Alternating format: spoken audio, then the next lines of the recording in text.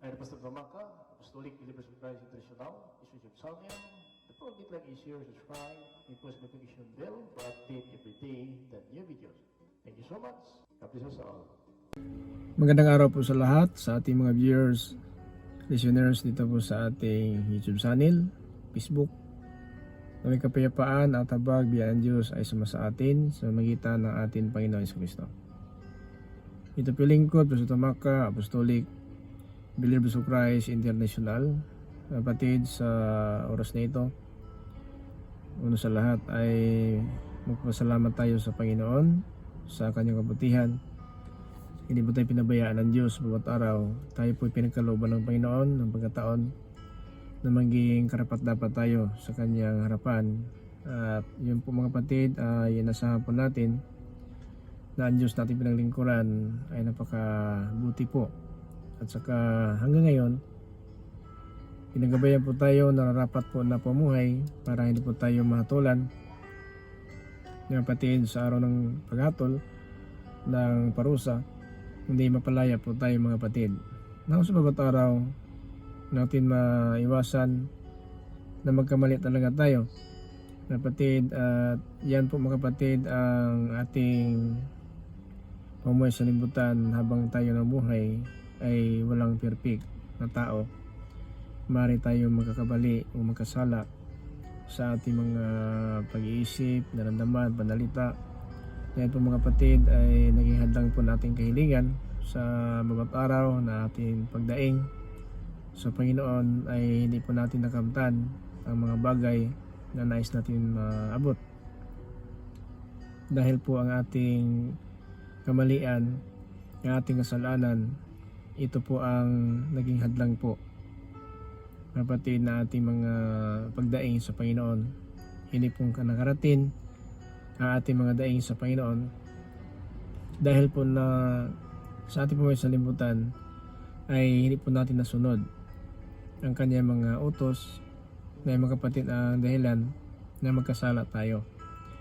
Now, yan mga kapatid ang nais ng Panginoon din na malaman natin na ayon po sa 1 John chapter 3 verse 4 na ang lahat ng labag ng kautusan ay nakakasala.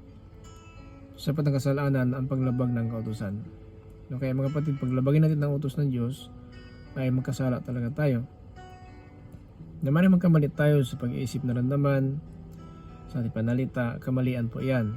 Pero ang kasalanan, paglabag ng utos. So kaya kung sinabi ng Biblia wag papatay, pag pumatay po tayo, magkasala po tayo. Sinabi na Biblia wag mangalunya o makikiapid, pero nangalunya tayo nakikiapid, nagkasala po tayo.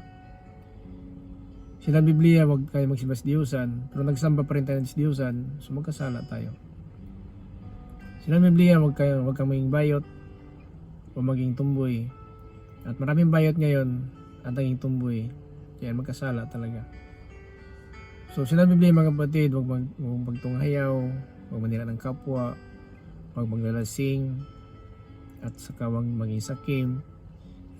Pero ganun pa rin mga kapatid, meron pa rin mga nanira ng kapwa, pagtunghayaw, naglalasing, at saka naging sakim, nagsisinungaling. So nagkasala tayo. Na mga kapatid, ano bang gawin natin ngayon? Maiwasan natin yan kasi habang sa katawan tayo ay minsan po ay nasusunod po natin ang utos ng katawan, hindi po ang utos ng Diyos. Kaya tinuturuan tayo ng Diyos ngayon ng kanyang salita dahil Biblia nagpapatunay na kung ingatan natin ang salita ng Diyos sa ating puso ay maiwasan talaga natin magkasala mga kapatid. Now, sila Biblia mga kapatid, tandaan po natin na kahit na po kung sabihin natin may alam tayo sa salita ng Diyos, alam natin ang utos ng Diyos, pero paglabagin natin ito, magkasala po tayo. Tandaan po natin ang 10 utos mga kapatid na utos ng Diyos, nagawa man natin ang 10 na utos na yan. Pero kung malabag natin ng isa, lahat po din ay wala na pong kabuluhan. Ngayon po sa Biblia mga kapatid, na sinabi po sa chapter 33, in verse 11 to 12, dito po sa Ezekiel, na ang sabi ng Banal na Aklat, sabihin mo sa kanila, ako ang Diyos na buhay, ay sumusumpang hindi ako matutuwa kapag namatay ang masama. Ang nais ko'y magbagong buhay sila at iwan na ang masamang pamuhay upang mabuhay sila. Ito mga kapatid, ang nais ng Panginoon na tumulikod tayo. Magbagong buhay na po tayo. Na marami po mga pangyari sa liputan na hindi pinansahan ng tao, tulad ng landslide, kumakalas ng buhay, may lindol, kumakalas ng buhay, tsunami, kumakalas ng buhay. Na mga kapatid, mayroon pong bagyo, kumakalas ng buhay, digmaan, kumakalas ng buhay. Pero habang sa libutan tayo mga kapatid, wala makaiwas po sa mga pangyayari dahil dapat mangyari talaga ang kasalungkuyan panahon. Sa Biblia mga kapatid, nakasulat na po lahat yan. May bagyo sa Biblia, may bagyo, ipo. Mga kapatid, ito po yung sulat sa Biblia sa Proverbs in chapter 1, 26 to 29. May bagyo, ipo talaga. So, lindol, mayroon ako sa Biblia na lindol. Mga kapatid, ayon po sa Lucas 21:11, magkakalindol sa iba't ibang dako. So, ganun, nagkalindol talaga. Mga kapatid, ang Biblia nagpapatunay na anong mangyari na sa libutan, ito po ay nakasulat na po sa Biblia. Kahit pa ating kaarawan, nakasulat sa Biblia. Kahit ang nakatakda po sa atin, nakasulat sa Biblia. Kung ano inaanan natin, kapatid, yan po ang nakasulat, tadhana sa ating bawat isa. Ito mga kapatid, ang Biblia ay pinag-aralan po natin. Ito talaga ay pinagsikapan natin saliksikin ang mga salita ng Diyos para malaman natin kung ano ang dapat natin gawin at dapat natin iwasan. Iba po ang iniwasan, iba po ang pinapagawa. Ang pinaiwasan, ipinagbawal. Ang ipinapagawa, ayon sa ating katungkulan, bilang lingkod ng Panginoon, bilang Kristiyano ng palataya, mayroon tayong dapat gawin. Pero yung pinapaiwasan, nakasulat na po yan. Kapatid, nakasulat na po sa Biblia ang pinapaiwasan, magmula pa sa panahon po ni Moises hanggang sa pagparito ng Panginoon, mayroong pinapagawa din ng Panginoon. Ibigin mo ang iyong kaaway. Idalangin ninyo ang nanlalait sa inyo. Pinapagawa po yan, ibigin ang kaaway. Pero sa Old Testament, kapuutan mo ang iyong kaaway. Now sa New Testament, ibigin mo ang iyong kaaway. Idalangin ninyo ang kumukutya sa inyo. Yan mga kapatid, ang kalagayan natin. Yung iba ang pinapaiwasan. Huwag magpapatay, huwag mangalunya, huwag makikiapid, huwag magsamba ng disdiyusan, mga kapatid huwag maging bayot, huwag maging tumboy, huwag pagtunghayaw, huwag manira ng kapwa, huwag magdaldasing, huwag magsinungaling. Yan mga kapatid, at huwag maging sakim. In 1 Corinthians chapter 6 verse 9 to 11, na sa verse 11, subalit kayo ngayon, ganun ang pumuhay ninyo dati. Tayo mga Christian, pastor ng palataya, ganun daw tayo dati. Pagtunghayaw, naglalasing, no? Sakim, pinira ng kapwa, bayo tumboy, nagsimasdiyusan, kikiapid, no? Ito mga kapatid, nangalunya. So ganun daw ganun daw tayo dati. Pero ngayon, kinawaan tayo ng Diyos. No? Pinawalang sala, inaring ganap, at tayo po ay naging banal sa magitan ng ating Panginoon Kristo at ng salita ng Diyos. Ayan mga kapatid, ang ating katayuan. Anong gawin natin? Anong gawin natin ngayon? Dahil ang Biblia naman patunay na talagang walang matuwid sa lupa na gumawa ng katuwiran na hindi magkasala. Now, kapag labagin natin ang utos ng Diyos, nagkasala po tayo. Kaya may kasalanan na ikamatay ng kaluluwa at may kasalanan na hindi ikamatay ng kaluluwa. Now sa verse 12, sinabi dito mga kapatid sa Ezekiel chapter 33 verse 12. Kaya ngayon anak ng tao, sabihin mo sa mga mamayan, kababayan mo, kapag ang makasalanan na taong matuwid, hindi rin siya manligtas sa mga kabutihan na gawa niya. Kapag tumalikod naman ang masama sa kasamaan, hindi siya parurusahan sa mga ginagawa niyang kasalanan. Kapag tumalikod, ng panahon na ngayon pagtalikod, tama na po. Tama na po kung ano ang ating pumuhay na minsan po tayo na po nasusunod. Tama na po mga kapatid. Sa biyaya ng Diyos sa pumuhay po tayo, may pag-asa pa po. Huwag natin magpatuloy kasi kapag nagpatuloy po tayo sa paggawa ng kasamaan, impyerno talaga ating kantungan. Kaya walang kasayahan po ang Panginoon sa kamatayan ng masama. Ezekiel 18:23. Walang kasayahan ang tao. Mga kapatid, walang kasayahan ang Panginoon sa tao kapag gumawa po ng masama. Kaya nais ng Panginoon talaga na tumalikod tayo. Kaya ngayon anak ng tao, sabihin mo sa mga kababayan mo na kapag gumawa ng kasalanan ang taong matuwid, hindi rin siya maliligtas ng mga kabutihang ginawa niya.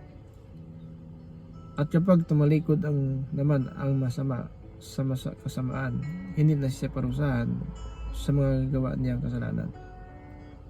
Kasi pagtalikod mga kapatid, napakalaga po ito. Ito po ang pagsisi. Pag tumalikod ang tao ng masamang pamuhay, nagsisi na po siya. No? Kaya dapat na tayo tumalikod sa ating masamang pamuhay. Huwag hayaan kapatid na hanggang ngayon, ganun pa rin tayo.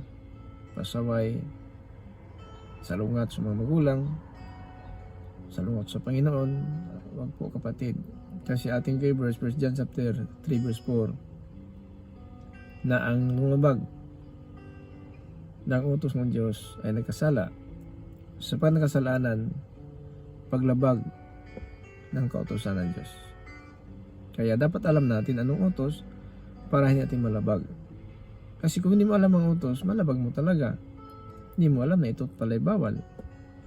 Kaya paano? Makinig tayo ng aral. Kasi pag hindi ka makinig ng aral, hindi mo alam na nagkasala na pala tayo. Kasi sa aral po tayo tinuturuan ng Diyos para po na may karapat-dapat po tayo sa paningin ng Panginoon. 13. Ezekiel 33:13. Kapag sinabi ko sa taong matuwid, natiyak siyang mabubuhay. Pero naging kampante siya at gumawa ng masama. At sabihin niya sa kanya sarili na siya maliligtas ng kabutihan ginawa niya noon.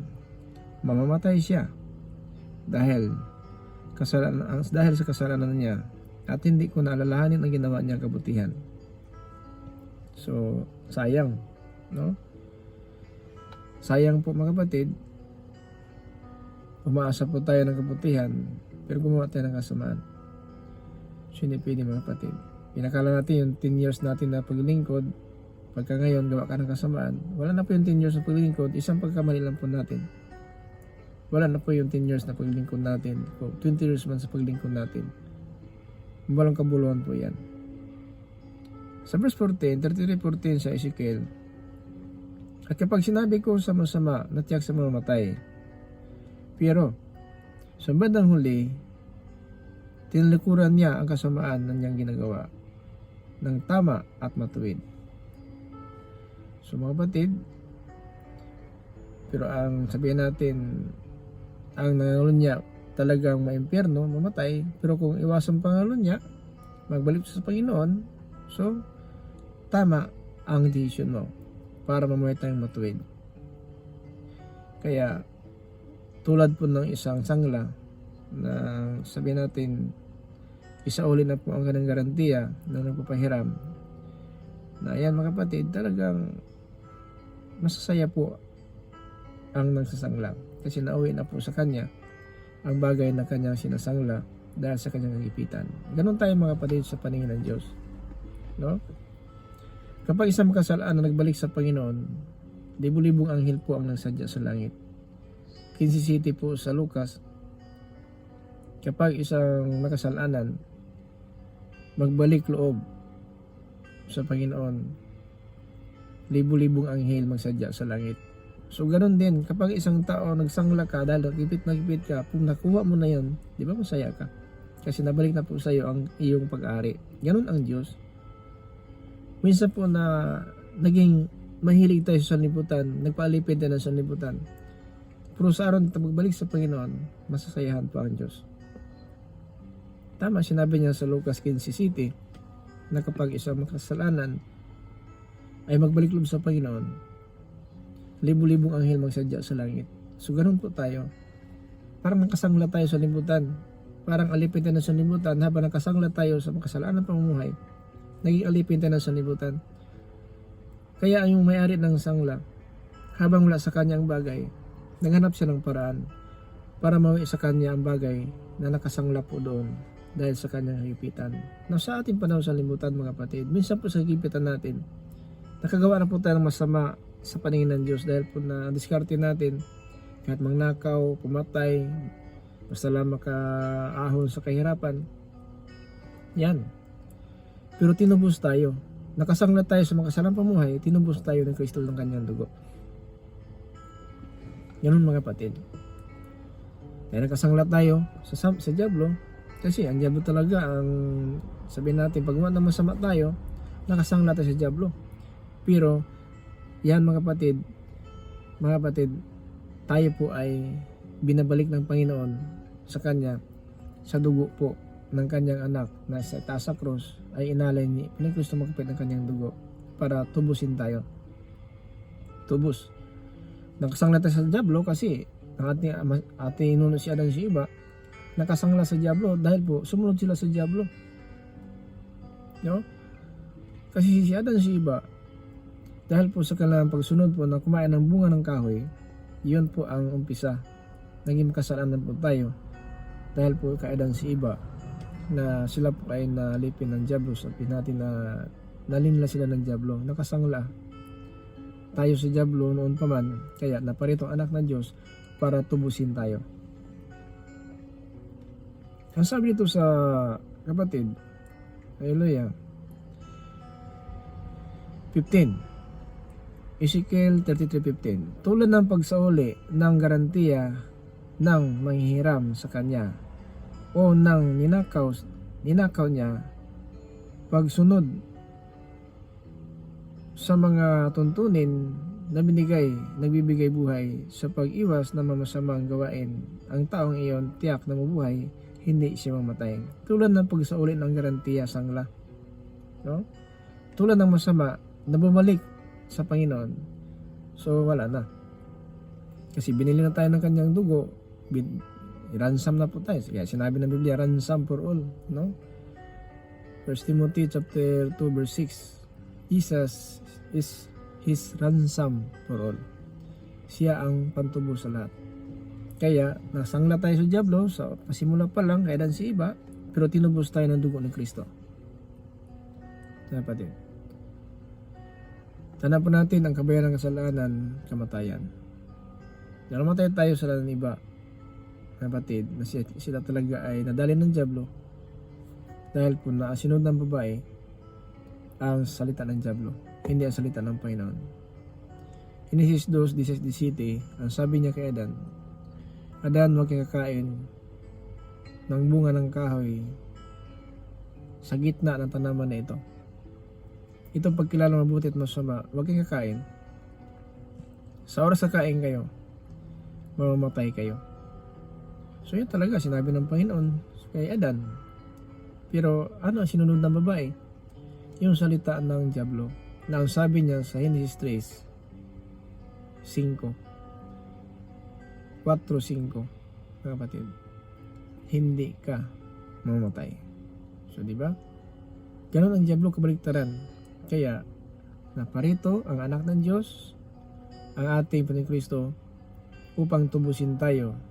Mga kapatid, nakasangla tayo sa libutan, alipin tayo ng kasalanan, kasi ang diablo yun talaga ang paraan.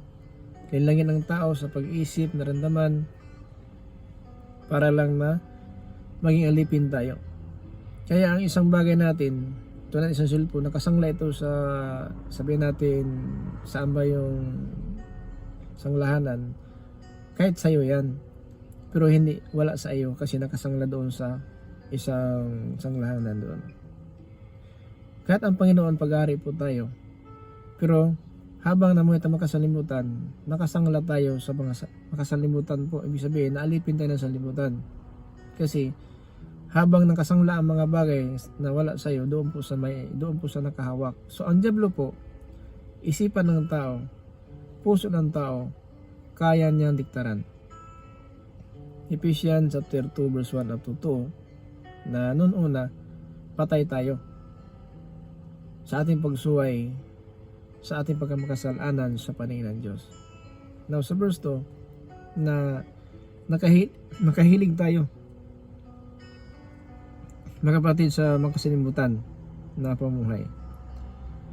Kaya yun po ang dahilan, tinuturuan po tayo ngayon, ayon po sa verse 2, mga kapatid, Ephesians chapter 2 verse 2, namumuhay kayo gaya ng taong makamundo. Sakop kami noon sa kapangyarihan ni Satanas, ang hari na ang espiritu naghari sa mundo, at siya rin ang espiritu na kumikilos sa puso ng mga tao ayaw sumunod sa Diyos. Now, ang diablo, diniktahan ang puso ng tao para ayaw sumunod na utos ng Diyos. Ganon po ang makasalimutan. No? Pag-ari tayo ng Diyos. Ang Diyos ang gumawa sa atin. Pero ang diablo, habang yung sinusunod natin, ibig sabihin, doon tayo naalipin ng diablo. So hawak tayo ng diablo. Pero ang may-ari, hindi po ang diablo. Ang Diyos po ang may-ari sa atin. Hinahawakan tayo ng diablo kasi inutusan tayo na anong gusto niya, na ano ang mapakinggan sa ng Diyos, hindi natin masusunod sapagkat ang espiritu ng diablo ang kumikilos sa puso ng mga tao na ayaw sumunod ng utos ng Diyos. Na habang na sinasalungat natin ang utos ng Diyos, ang diablo po ang nag-ari sa atin. Pero ang totoo, mga kapatid, na may-ari ng tao, ang Diyos talaga. Pero ang diablo, naging pag-ari tayo ng diablo sapagkat sumusunod tayo ng kanyang layunin. Dahil diniktahan po ang puso ng tao, pumatay, mangalunya, pangiapid, samba na si Diyusan, nag-ibay tumboy, mapagtungayaw, nira ng kapwa, naglalasing, at naging sakim, nagsinungaling. So, yun po ang dahilan. Kaya, pinatunayan ng Biblia na binili na po tayo, tinubos na po tayo, ayon po sa Ephesians chapter 1 verse 7, na tinubos na tayo sa dugo ni Kristo. Ay mga kapatid, dapat malaman natin na dahil na tinubos na po tayo, magbalik loob tayo sa may-ari sa atin na totoo. Huwag na po tayo paalipin sa libutan. Hanggang ngayon, kapag gano'n ang pumuhay natin, nakahilig tayo sa makasalimutan pamuhay, makamundo ang sabi ni Apostol Pablo, mamuhay kayong gaya ng makamundo, taong makamundo, sakop kayo noon sa kapangyarihan ni Satanas. Pag makamundo tayo, sakop ng kapangyarihan ni Satanas. So meaning, ang may-ari sa atin ang Diyos, kasi ang buhay natin, ito'y galing sa Diyos. Pero, habang namit sa limutan, nagpalipin tayo sa diablo. Patay tayo sa paningin ng Diyos sapagkat sinuhay po natin ang utos ng Diyos. Tulad ng panahon ni Adan si Eva, na huwag kayong kakain, kumain po sila. Ganun po. Inabag po nila nga sabi ng Panginoon kay Adan, huwag kang kakain. Kapag kumain, mamatay kayo. Ang sabi niya, hindi mamatay. Doon sa Biblia siya sumusunod. So, doon sa diablo sila na daya. Kaya sabi ng Pablo sa 2 Corinthians 11 verse 3, hindi si Adan ang nandaya, si Eva. Kaya, ang sabi ng Pablo, nagtaka ako sa inyo ngayon.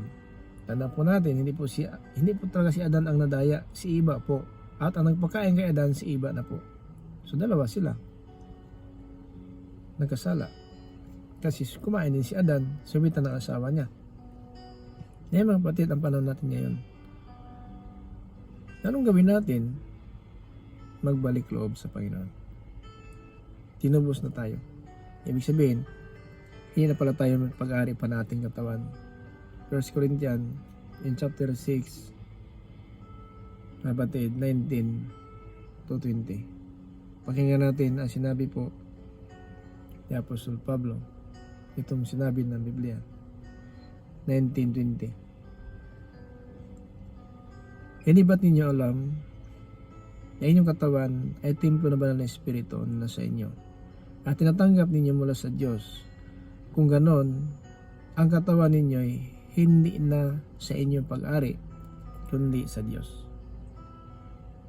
Bakit? 20. Dahil tinubos na kayo ng Diyos na napakalaking halaga.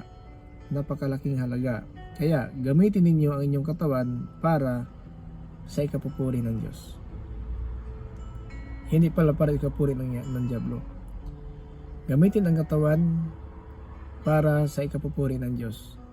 Hindi kay ang diablo ang pinupuri. Kasi kapag lumitan sa makasalimutan, ang diablo po ang nasasayahan. Dapat mamuhay tayo sa kapupuri ng Diyos, hindi kapuri ng diablo, sapagkat pag pumatay ka, sayang-saya ang diablo. Kasi ang makasalanan si diablo talaga. Diba? 1 Corinthians chapter 3:8, na makasalanan na si diablo. Kaya kapag nakasalanan po tayo pumuhay, si diablo po tayo. So kaya, dapat malaman natin. Mga batid, dapat malaman natin na ito pamuhay natin ngayon sa limutan kung talagang naging masunurin ba tayo sa Diyos o sa diablo. Kung sa diablo, naman natin masahan dyan. Patay tayo. So maraming salamat mga batid sa oras na ito. Ito po ating pinag-aralan ay po sa salita ng Diyos. So maraming salamat po sa lahat ng mga viewers natin, listeners dito po sa YouTube channel, sa Facebook, ang kapayapaan habag biyaya ng Diyos na sa atin sa magitan ng ating Panginoon Kristo. Ito po yung lingkod, Pastor Tumaka, Apostolic Believers of Christ International. Sabi sa bawat isa, the grace of Jesus Christ be with us. Amen.